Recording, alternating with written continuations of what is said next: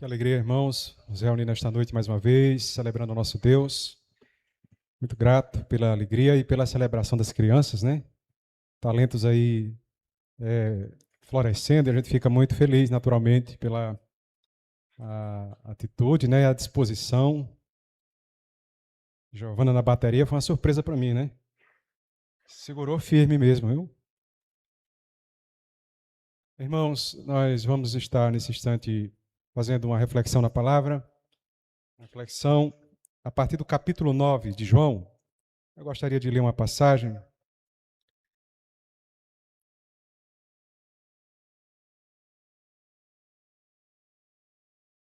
Capítulo 9 de João.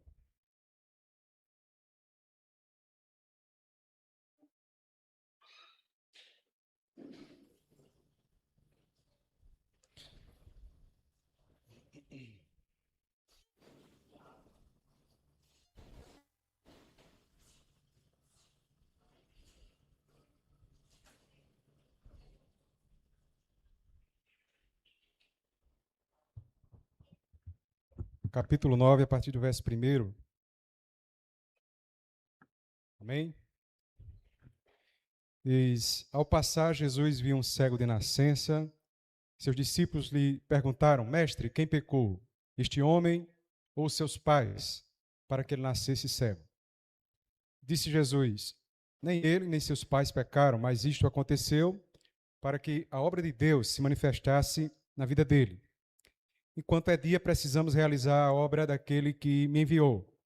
A noite se aproxima quando ninguém pode trabalhar. Enquanto estou no mundo, sou a luz do mundo. Tendo dito isto, cuspiu no chão, misturou terra com saliva e aplicou aos olhos do homem. Então disse-lhe: vá lavar-se no tanque de Siloé, que significa enviado. O homem foi, lavou-se e voltou vendo. Amém.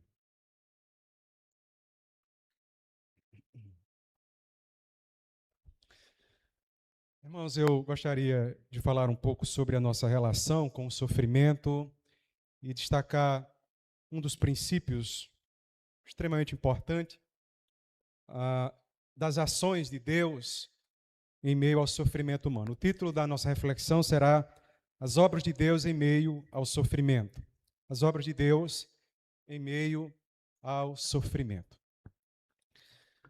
Nós temos uma grande dificuldade de lidar com o mistério do sofrimento. Eu não estou falando propriamente do sofrimento em si, que já é algo difícil, mas eu estou me referindo ao mistério do sofrimento. Viktor Frankl, um psiquiatra, fundador da logoterapia, ele disse em certa ocasião que quando nós não conseguimos compreender a razão do sofrimento, ele torna-se para nós algo insuportável. E por isso que a gente precisa encontrar algum tipo de sentido para o sofrimento, ou dar algum sentido no sofrimento, para que a gente possa tolerá-lo, para que nós possamos suportá-lo. E parece que é algo que faz parte da nossa constituição, de alguma maneira. A gente precisa o tempo todo de estar buscando dar razões, explicações a respeito do sofrimento. Quando alguém recebe um diagnóstico inesperado, perde um ente querido ou enfrenta uma tragédia, quase que instantaneamente surge a pergunta: por quê? O que foi que eu fiz para merecer isso? Será que Deus está me castigando? Ou então, quando nós vemos tragédias acontecerem, atingirem pessoas, é quase que automático a atitude nossa de tentar dar explicações para o sofrimento. É como se nós tivéssemos o domínio das informações a respeito do que está acontecendo. Ou a nossa incapacidade, quase que insuportável, de lidar com aquilo que nos incomoda, com o sofrimento. Então a gente procura fazer prognósticos a respeito da tragédia, da calamidade. Então a gente começa a dar explicação. Isso está acontecendo com fulano, por isso, por aquilo outro. Isso está acontecendo porque Deus está fazendo isso ou aquilo. Isso está acontecendo por causa disso ou aquilo. Enfim, nós temos essa tendência quase que automática, em face do sofrimento, procurar algum significado, mesmo que nós não tenhamos o domínio da informação, mas a gente tem essa tendência quase que obsessiva de querer dar explicação, de querer dar sentido ao sofrimento. N.T. Wright, um teólogo, escritor cristão, em seu livro Deus na Tempestade, ele diz que uma das piores coisas que podemos fazer é imaginar que somos capazes de explicar cada caso do sofrimento. De fato, nós podemos causar, às vezes, um problema maior quando nós tentamos fazer diagnósticos, fazer prognósticos a respeito do sofrimento. Desde os dias de Jó até os dias de hoje, muitos acreditam que todo sofrimento é consequência direta de algum pecado específico, de alguma razão específica promovida por aquela pessoa. É a lógica do que em teologia chama de justiça retributiva. É como se algo ruim aconteceu, alguém deve ser o culpado daquilo. Foi essa exatamente a maneira de pensar dos discípulos naquela ocasião em que eles estavam junto com Jesus, saindo ali do templo. Jesus se depara com um cego que estava à porta do templo pedindo esmola. Era o lugar do fluxo de pessoas, era o lugar mais oportuno, mais propício para pedir esmolas, para pedir ajuda. Jesus, ao ver aquele homem, os discípulos se deparando com aquele homem, um cego de nascença, alguém que do ponto de vista da medicina, da tecnologia, do conhecimento da época, era impossível ele ter a possibilidade de enxergar. E Jesus, diante dele, e os discípulos observando aquele homem, então Jesus é surpreendido ou interpelado pela pergunta dos discípulos: Mestre, quem foi que pecou? Foi ele ou foi os seus pais, para que ele nascesse cego? Perceba o raciocínio dos discípulos. Se ele nasceu cego, ou foi ele ou os seus pais que pecaram. Eles não tinham nenhuma dúvida. Para eles, só não conseguia determinar quem era a causa. Se estava nos seus progenitores ou na própria criança, que talvez no ventre materno, de alguma maneira, tivesse contraído algum tipo de maldição, e então estava ali sofrendo aquela calamidade, aquela situação trágica de uma enfermidade que não o permitia enxergar. Entretanto, Jesus surpreende a todos eles. Em vez de Jesus endossar aquela teologia que era tão presente na cultura e na crença judaica, aquela teologia de buscar o culpado, ele revela um Deus que se aproxima do sofrimento humano, não com diagnósticos, não com prognósticos, mas com bondade e com restauração. Para Jesus, não é nenhum modo frutífero ficar especulando, ficar buscando raciocínios, ficar fazendo diagnósticos diante da calamidade do outro. Para Jesus, é mais frutífero olhar para aquela circunstância, para aquela situação e perguntar: onde eu posso ser bênção de Deus nessa situação de sofrimento? Em vez de reforçar a culpa do homem que estava sofrendo ali, que talvez, quem sabe, também tivesse o mesmo sentimento de que talvez, quem sabe, ele estivesse carregando algum tipo de maldição hereditária. Jesus não endossa a culpa e nem fortalece aquela especulação sobre o mal, mas Jesus manifesta graça àquele homem. Em vez de explicar detalhadamente a origem da dor, ele realiza uma obra de restauração. Portanto, Jesus aqui ele desloca o foco da causa do sofrimento para uma ação de Deus em meio ao sofrimento. Essa passagem nos ensina que a glória de Deus não está na enfermidade, na tragédia, na dor. Como se Deus precisasse produzir sofrimento para depois demonstrar seu poder e assim se sentir bem, se sentir glorificado. Ora, isso não é uma conduta de alguém equilibrado, você há de convir. Você imagine um casal de namorados inseguros, onde um namorado, que é muito possível um caso como esse, procure provocar ciúmes propositadamente na namorada, insinuando interesse por outra pessoa ou criando alguma situação para que a sua namorada veja, perceba que ele está sendo flertado, admirado, desejado por outra. E ele cria aquela circunstância como uma forma de provocar a sua namorada para que ela veja. E ele faz isso apenas para lutar pela relação. Depois, para fazer com que ela lute pela relação, para que ela manifeste desejo. Não, eu te quero. Não, você é meu. Provocando uma espécie de desejo, de interesse, de autoafirmação, para que possa se sentir valorizado, desejado, querido por ela. Ele cria artificialmente um problema para receber uma confirmação de amor da namorada. Quem precisa provocar uma ferida para depois sentir-se amado, revela-se um sujeito inseguro. Alguém que artificialmente quer criar uma circunstância para que possa ser validado, autoafirmado, na realidade está revelando uma fraqueza sua, uma insegurança sua, a necessidade de criar uma carência para depois supri-la, denuncia uma personalidade que busca a autoafirmação. E Deus é perfeito, Deus não precisa de nós, Deus não precisa nem que nós o adoremos, nem que nós o glorifiquemos. Isso é um privilégio nosso diante dele. Deus não é um ser inseguro. Ele está muito bem, obrigado. Deus não é aquele sujeito que acorda de manhã e diz, puxa, hoje eu estou tão carente. Queria tanto que o pastor Vitor Paulo me dissesse aleluia.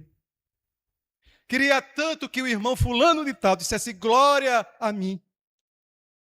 Eu vou fazer uma coisa, eu vou meter uma enfermidade nele, depois vou curar. Aí ele vai ficar feliz, glória a Deus. Você acha que Deus é um ser assim tão desequilibrado, que precisa ferir para depois curar artificialmente e assim ficar contente e feliz, porque alguém o enalteceu? Isso é fruto de um caráter, de uma personalidade frágil, vulnerável. Isso não descreve a personalidade do nosso Deus. Deus é autossuficiente, Deus é perfeito, Deus é pleno em si mesmo. É um privilégio celebrarmos. Nós é quem somos beneficiados quando nós o adoramos, quando nós o glorificamos, quando nós exaltamos a Ele. Nós apenas estamos encontrando a nossa identidade nele. A sua glória, portanto, não nasce da carência, mas a glória de Deus é a manifestação de sua bondade, do seu caráter, da perfeição do seu ser entre os homens. Deus não é um sujeito em crise, inseguro, que cria feridas para depois exibir a sua capacidade de curá-las e assim ficar um sujeito satisfeito. Sua glória se manifesta quando a sua bondade invade o mundo, quebrando o pecado, restaurando vidas, quebrando grilhões, trazendo esperança, fazendo resplandecer a sua graça onde antes havia dor. Por isso, gostaria de dar conselhos para todos nós, diante dessa passagem, como premissa ou como diretriz para a nossa vida em face da tragédia e da calamidade. Em primeiro lugar, rejeite a teologia da retribuição simplista. Rejeite essa tendência da especulação, da explicação, dessa teoria ou dessa teologia da causa e efeito. Se fulano está passando por isso, logo necessariamente é por causa disso. Os discípulos enxergaram o sofrimento daquele homem através dessas lentes, dessa lente da retribuição. Para eles, a cegueira só poderia ser explicada por um pecado específico. Havia apenas uma dúvida: quem havia pecado, o próprio homem ou seus pais? Mas eles não tinham dúvidas de que, de alguma forma, aquele homem estava sofrendo de cegueira, era por causa de algum pecado. Essa é a maneira de pensar dos judeus, baseando-se na convicção de que toda bênção era uma recompensa pela obediência e todo sofrimento uma punição imediata por algum pecado. Evidentemente, embora as Escrituras nos ensinem que todo mal que está sobre a terra, de modo geral, de fato, é decorrente do pecado humano. E que, em algumas ocasiões, Deus disciplina os seus filhos, sim, é verdade. No entanto, Jesus rejeita a ideia de que seja possível, permanentemente ou constantemente, nós estabelecermos essa relação direta, termos a capacidade de compreender, de entender essas coisas.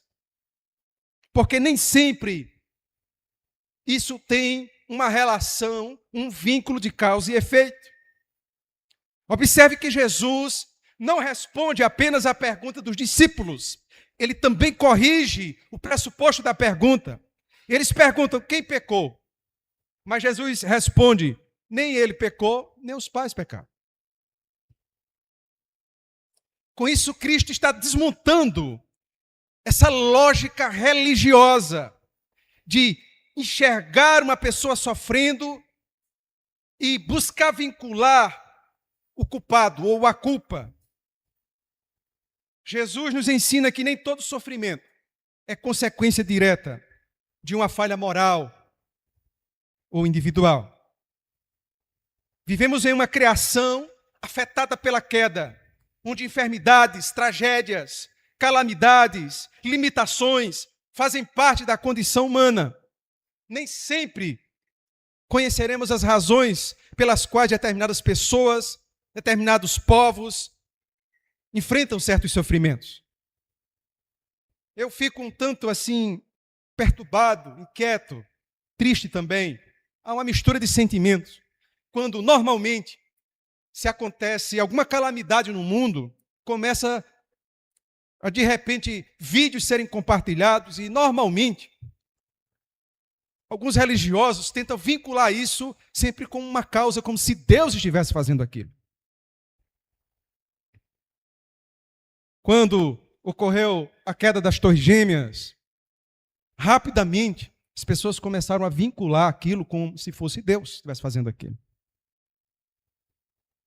Quando aconteceu o tsunami no Japão, do mesmo modo, as pessoas começaram a vincular aquilo como se por alguma razão, pelo fato das pessoas não adorarem a Deus, aí Deus ficou um ser assim, bastante ressentido, chateado com aquilo, então ele soltou fogo em cima do povo, soltou água, em cima do povo. Agora, na Venezuela, um terremoto de uma proporção terrível acometeu aquele povo ao ponto ali que já mais de 1.000 pessoas têm sido vítimas fatais desse terremoto, dessa calamidade. Mais de 3.000 pessoas foram atingidas, estão feridas, estão sofrendo. Daqui a pouco começa a circular vídeos ali de pessoas cultuando certos ídolos. Olha aí, está vendo? Deus ficou chateado com isso. E aí, então, é por isso que veio o terremoto. Você já pensou se Deus fosse fazer isso em todo lugar onde se pratica idolatria, meu irmão? Onde se pratica injustiça? Onde se pratica a arrogância, o orgulho, o pecado, a blasfêmia, a abominação. Você acha que no Brasil não tem? Deus é um ser perfeito, de justiça perfeita. A sua justiça não fica alvejando todo mundo. Porque se ele fosse um ser perfeito, justo, e vai atingir os injustos, matou um justo, então ele errou. Ele falhou. A gente precisa vigiar o nosso coração. Esse texto convida a abandonar esse tribunal do nosso coração. Em vez de transformar o sofrimento do próximo em objeto de investigação, de especulação, somos chamados a enxergar a pessoa antes do problema. Enxergar os seres humanos sofrendo antes do problema. Quantas vezes, diante das nossas próprias lutas, carências e percas significativas, nós somos tentados a pensar que Deus nos abandonou, ou que, por alguma razão, Ele esteja nos castigando. Nós construímos uma relação deformada, onde esse Deus parece um ser muito melindroso, ressentido, vulnerável, inseguro, que Ele precisa o tempo todo estar com um chicote em suas mãos, para que eu possa estar o adulando. E a gente vai criando uma relação enferma, doente, deformada. Em vez de perguntar apressadamente quem pecou, talvez devêssemos perguntar como posso refletir o amor de Cristo nessa situação. Essa é a mudança de perspectiva que Jesus ensina. Deixar de estar procurando culpados no sofrimento. Nós não temos essa capacidade de interpretar. Nós não temos essa capacidade, esse domínio profundo da informação, de tal maneira que podemos afirmar com precisão o que está acontecendo. Humildade cai bem para nós. De vez em quando, humildade cai bem, irmãos. Dizer, não sei. Talvez nem preciso saber. O que eu preciso é pensar apenas como eu posso ser bênção nessa situação. Só isso.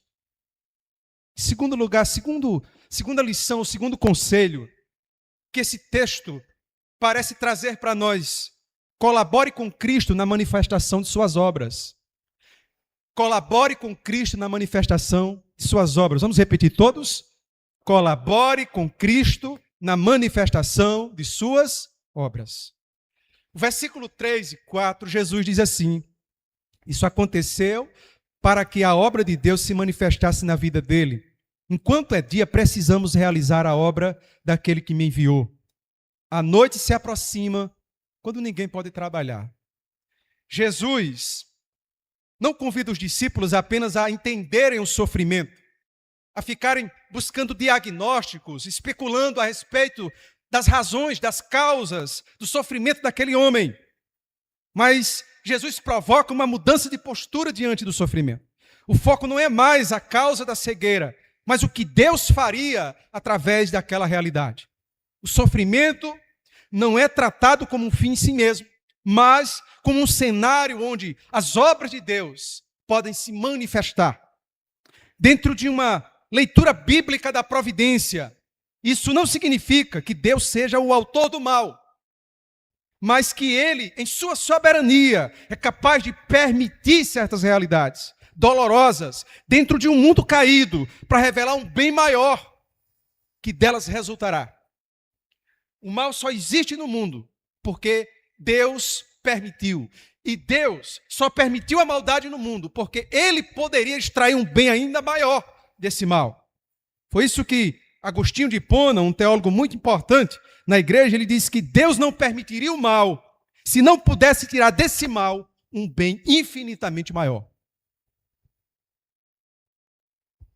Essa verdade não banaliza o sofrimento,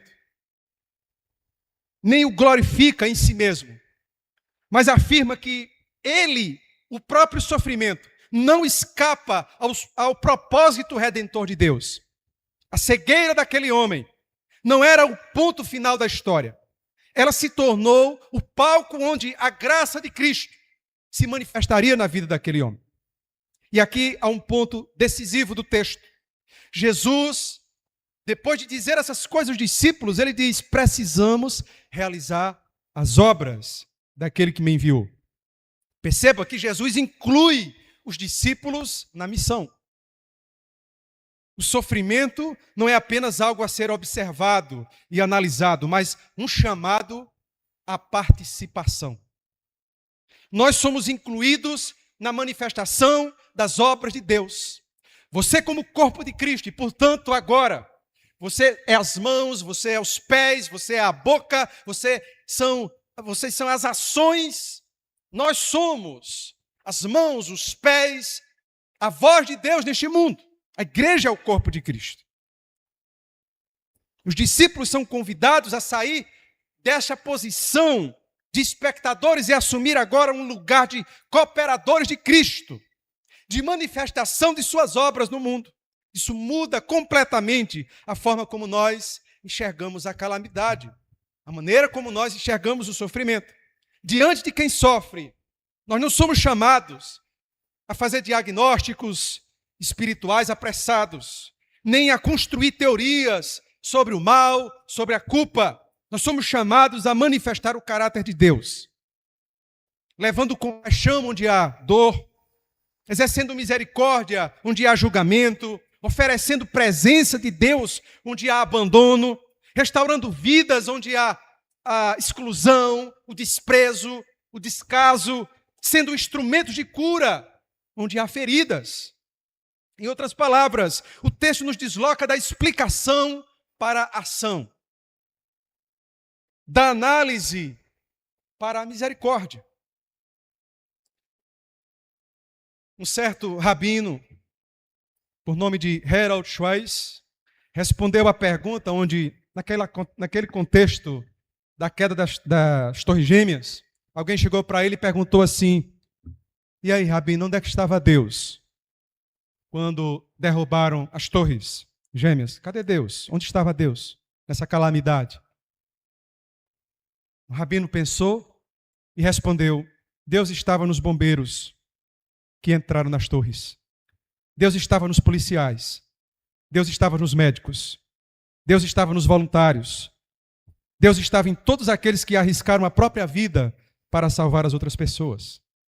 Essa resposta não pretende negar a dor, não pretende negar a tragédia, mas pretende afirmar que mesmo em meio ao caos, as obras de compaixão, de coragem, sacrifício, são manifestações da presença de Deus agindo através das pessoas.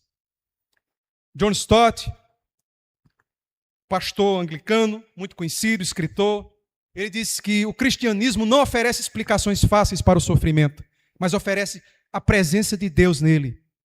Nós, irmãos, somos convidados, provocados pelo próprio Jesus a manifestar as obras de Deus diante do sofrimento, diante da calamidade. Em Jucurutu ainda não aconteceu uma tragédia de proporção como nós temos visto pelo mundo afora. Mas se porventura, e evidentemente que não precisa simplesmente acontecer uma calamidade nessa proporção para que o caráter, a presença de Deus possa se manifestar. Certamente, se você olhar direitinho em volta, no seu bairro, na sua rua, em nossa cidade, certamente há pessoas sofrendo. Quantas pessoas não estão debaixo de um grilhão, de uma opressão terrível, pessoas debaixo da miséria, do controle, da manipulação, do domínio da droga, do vício. A coisa mais fácil é nós desprezarmos, é que nós criticarmos. A coisa mais fácil é buscar culpado. Mas o convite de Jesus é que nós sejamos expressão das obras de Deus diante do sofrimento, diante da calamidade. Nós possamos deslocar o eixo do diagnóstico, da explicação para a ação. Deus não é encontrado na especulação sobre a causa da dor, mas na manifestação de sua obra através da restauração e do amor em ação. Ele nos tira da posição confortável de intérpretes do sofrimento e nos coloca como agentes de misericórdia de Deus. A pergunta não é apenas por que isso aconteceu, mas a pergunta mais pertinente, mais frutífera, mais fecunda, é como Deus quer agir através de mim nessa situação. Isso é mais importante. Não é tão importante você ficar dizendo, ou eu ficarmos dizendo, isso está acontecendo por causa disso, por aquilo ou outro.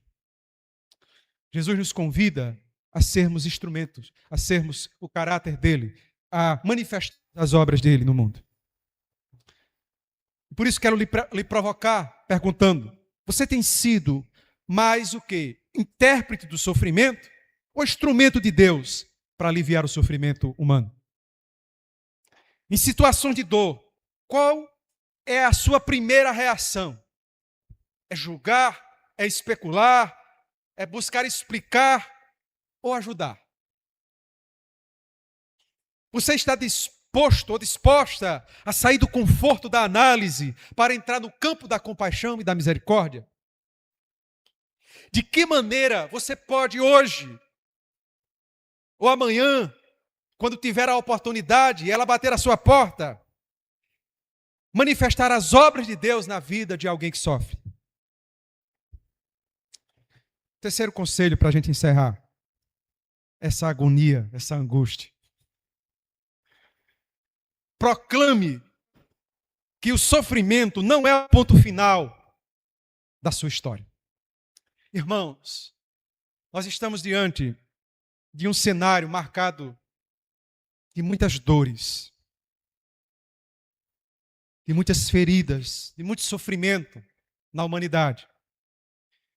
E ao que tudo indica, pelo menos as perspectivas são de grandes problemas ainda estão por vir.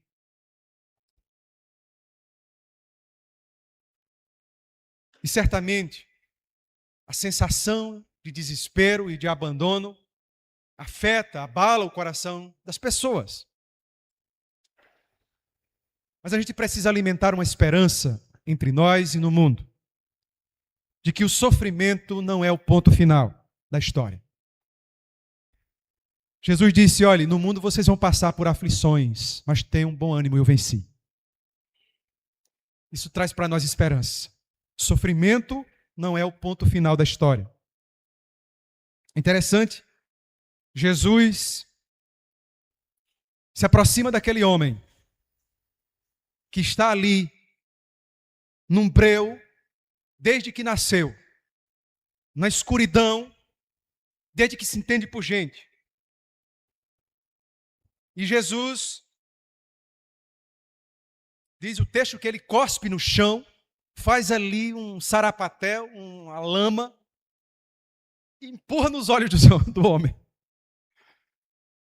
Puxa, o cara já está sofrendo, já está humilhado. Aí Jesus faz ainda um calabreado desse e joga na cara do rapaz. Isso nos leva também a entender uma coisa, irmãos. Tenha cuidado quando a gente vai interpretar as obras de Deus. A gente não sabe. As coisas de Deus podem parecer tão estranhas que não cabe nem dentro das nossas doutrininhas, tudo arrumadinhas, tudo jeitosinha. Deus às vezes pode fazer coisa... Não, mas na doutrina está dizendo que não. Como assim? Como é que ele... Sim, mas se ele quis fazer assim, qual é o problema? É ele. O que é que a gente vai dizer? Deus disse para um povo lá para ele girar em torno de um muro, lá em Jericó, gire 7 vezes. Circule lá, né? Caminhe 7, fazendo voltas 7 vezes. E na última volta, dê ainda 7 voltas no muro. Deus precisa disso? Para derrubar um muro? Não, aí ele manda fazer. Mas a gente fica assim, mas por quê? Ele quis. E aí? Ele quis fazer daquele jeito e agora? Aí Deus toca no seu coração, vá para o monte orar. Não, vou não. Porque Deus não precisa de eu ir para o monte. Mas se Ele quer, se você vá para o monte, e daí? A gente fica amarrando Deus, colocando às vezes Deus dentro de caixinhas, dentro de coisas, como se... E a gente perde muitas vezes a possibilidade de experiências mais profundas, que extrapolem as nossas racionalidades. Porque a gente pensa que Deus é um ser que é para a gente colocar dentro de razões aritméticas, cartesianas. Deus está para além disso. O fato é que Jesus pegou terra, fez ali lodo, empurrou nos olhos do cara. Um símbolo muito bonito também, muito poético, daquele que pegou terra e fez o homem do pó da terra. Coloca nos olhos do homem, ainda disse mais: vá se lavar lá no tanque de Siloé. Um cego, que já era cego, já não enxergava, um monte de lama nos olhos, tinha que agora andar 1 quilômetro. O tanque de Siloé ficava 1 quilômetro de distância de onde ele estava, descendo uma escadaria bem distante. O cara demorou tanto para chegar nesse tanque, para se lavar e voltar, que Jesus já não estava mais lá quando ele retornou. Mas tudo isso tem uma liturgia, tem um meio, tem a forma de Deus trabalhar. O fato é que aquele homem foi, ele obedeceu, mesmo sem compreender, sem entender, aquela postura, aquela ação, aquela ordem inusitada, ele obedece. Obedecer a Deus é o melhor. Mesmo quando a gente não entende, mesmo quando a gente não compreende, obedecer a Deus é o melhor. Ele foi e ele se lava. E aquilo que era impossível para os homens, um cego de nascença enxergar, era impossível para eles. Ele agora passa a ver. E é muito sugestivo o fato de que o tanque de Siloé, Siloé significa o enviado. Jesus está dizendo, eu sou o enviado para trazer luz, para trazer discernimento, para fazer com que aqueles que estão cegos enxerguem. É isso que ele veio trazer para nós. E ele veio dizer para todos nós que o sofrimento não é o ponto final da história humana. Deus tem uma história e ele está escrevendo essa história. Ainda no meio do sofrimento, o movimento de Deus ainda torna-se para nós incompreensível.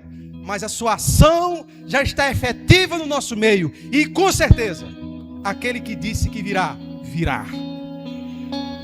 Ele não vai alterar a sua palavra. Ele voltará. E a Bíblia diz que toda maldição, que toda dor será eliminada, que a lágrima será enxugada dos nossos olhos, que o luto não mais existirá, que aquilo que permeia, que corta a humanidade, que fere o nosso coração, não mais existirá. Porque novas coisas estão sendo criadas. Eis que faço nova todas as coisas. Nós somos convidados a proclamar essa mensagem, a proclamar essa verdade. Jesus diz, enquanto eu estou no mundo, eu sou a luz do mundo. Mas depois ele diz, vocês são a luz do mundo. Isso indica que a sua presença não é apenas reveladora, ela é também transformadora. A luz de Cristo não apenas ilumina a realidade, cria possibilidades, onde antes havia apenas trevas, breu, impossibilidade. A história daquele homem começa com a cegueira, começa com dor, começa com culpabilização, mas não termina ali, não termina daquele jeito. Quando Jesus entra em cena, o sofrimento deixa de ser o ponto final. Isso também fala conosco hoje. A sua dor, a sua luta, a sua crise não define o fim da sua história. Deus está escrevendo uma história através desse sofrimento, dessa luta, da sua própria vida. Tem uma música muito bonita de Estênio Márcio, Tapeceiro. Oh, meu Deus, tapeceiro, logo tapeceiro, hein?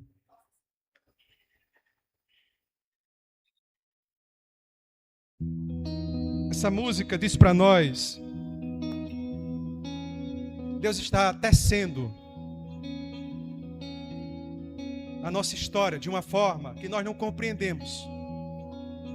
E quando você ver alguém fazendo um tapete, tecendo ali, você olha aquela mistura, você não compreende direito.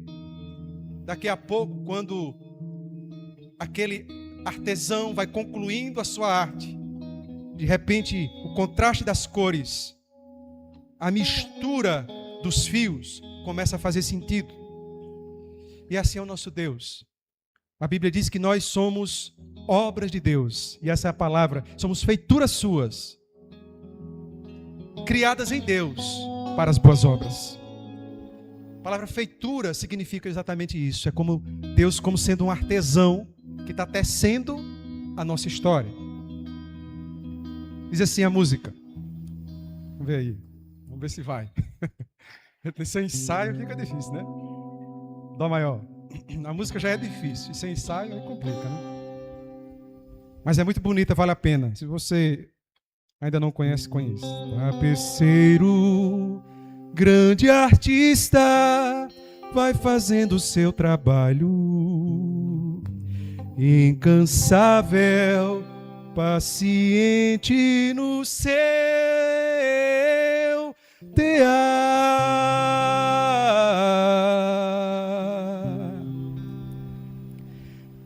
Tapeceiro, não se engana, sabe o fim desde o começo. Tranças, voltas, mil desvios sem perder o fio.